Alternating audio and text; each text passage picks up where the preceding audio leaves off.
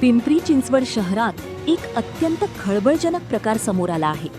ईडीच्या कारवाईची भीती दाखवून एका प्रसिद्ध बांधकाम व्यावसायिकाकडे तब्बल 5 कोटी रुपयांच्या खंडणीची मागणी करण्यात आली आहे.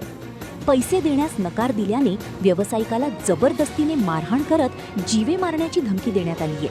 या प्रकरणी पिंपरी पोलीस ठाण्यात अमर मूलचंदानी यांच्यासह 6 ते 7 जणांविरोधात गंभीर कलमान्वये गुन्हा दाखल करण्यात आला आहे.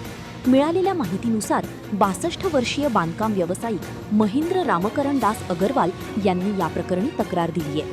27 जानेवारी 2026 रोजी दुपारी जयहिंद शाळेसमोरील एका कार्यालयात ही धक्कादायक घटना घडली. आरोपी अमर मूलचंदानी याने माझ्या घरावर ईडीची जप्ती कारवाई होणार असून मी तुम्हाला यापूर्वी मदत केली आहे, त्यामुळे मला पैसे द्या असा तगादा लावला. पैसे न दिल्यास कुटुंब उद्ध्वस्त होईल अशी धमकीही त्यांनी दिली. व्यावसायिक अगरवाल यांनी पैसे देण्यास स्पष्ट नकार दिल्यानंतर आरोपी अमर मूलचंदानी आणि त्याच्या साथीदारांनी त्यांना बेदम मारहाण केली.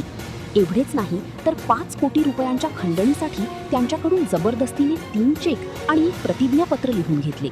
तसेच पैसे न दिल्यास अॅट्रॉसिटी आणि बलात्काराचा खोटा गुन्हा दाखल करण्याची धमकीही देण्यात आली.